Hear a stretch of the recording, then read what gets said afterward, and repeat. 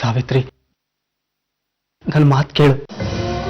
ಆಮೇಲೆ ಬೇಕಾದ್ರೆ ನೀನು ಹೊಡಿ ಬೈಯಿ ಏನ್ ಬೇಕಾದ್ರೂ ಮಾಡು.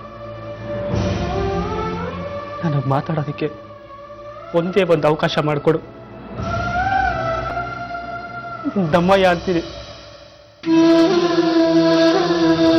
ನಾನು ಅವತ್ತು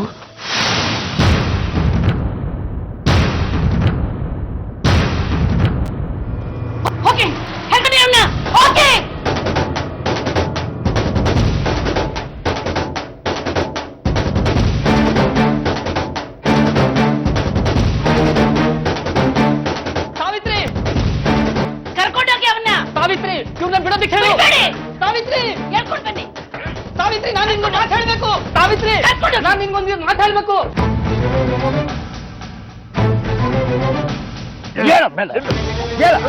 ಹೋಗಿ ನಡಿ.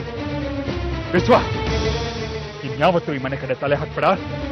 ಜೀವಂತ ಬಿಡ್ತಾ ಇದ್ದೀವಿ. ಇವನ್ನ ಓದು ತುಂಡು ತುಂಡು ಮಾಡಾಕ್ಬಿಡ್ತೀನಿ. ನಾಣಿ ತೊಲಗು. ಮತ್ತೆ ಈ ಮನೆ ಕಡೆ ಕಂಡ್ರೆ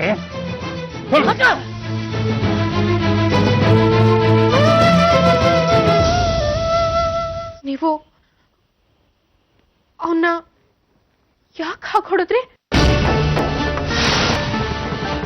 ಯಾಕೆ ನೀವು ಅವನನ್ನ ಮಾತಾಡಕ್ ಬಿಡ್ಲಿಲ್ಲ? ಹೇಳಿ, ನನಗೆ ಉತ್ತರ ಬೇಕು. ಹೇಳಿ.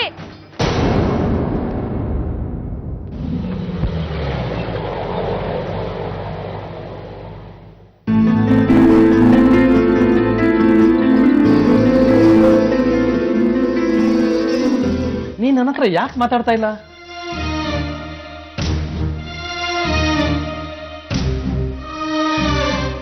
ನಾಲ್ಕು ದಿವಸ ಅಂದೋನು ಇಷ್ಟು ದಿವಸ ಹೊರಟೋದ್ರೆ ನೀನು? ಓ, ಐ ಆಮ್ ಸಾರಿ. 1000 ಸಲ ಇದನ್ನ ಹೇಳಿದ್ದೀನಿ. ಇನ್ಮೇಲೆ ಇಂತ ಮಾಡಲ್ಲ. ಓಕೆನಾ?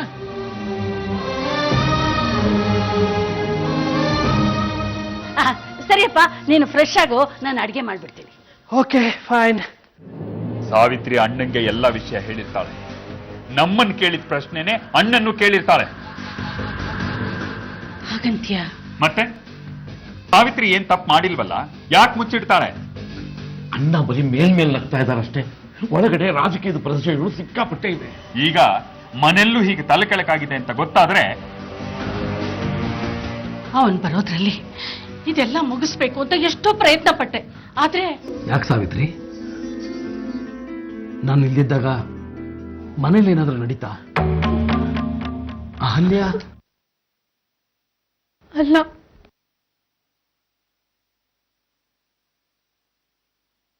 ವಿಶ್ವ.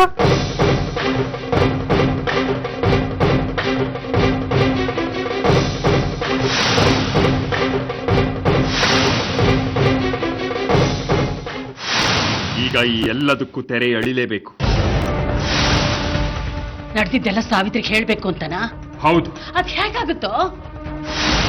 ನಡೆದಿದ್ದೆಲ್ಲ ಸಾವಿತ್ರಿಗೆ ಅಣ್ಣನೇ ಹೇಳಬೇಕು. ಹಾ, ಮಾಡಿದ್ದು ನೀವು. ಈಗ ಅಣ್ಣ ತಾನೇ ಅಪರಾಧಿ ಅನ್ನೋ ಹಾಗೆ ಎಲ್ಲ ಸಾವಿತ್ರಿಗೆ ಹೇಳ್ತಾನೆ.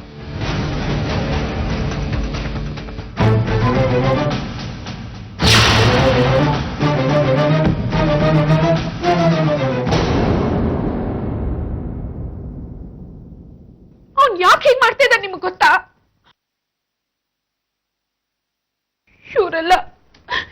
ಇವರೆಲ್ಲ ನನ್ನಿಂದ ಏನೋ ಮುಚ್ಚಿಡ್ತಾ ಇದ್ದಾರೆ ಅನ್ನಿಸ್ತಿದೆ. ಅವನು ಇವತ್ತು ಇವ್ರು ಹೊಡೆಯುವಂಥದ್ದು ಏನೂ ಮಾಡ್ಲಿಲ್ಲ.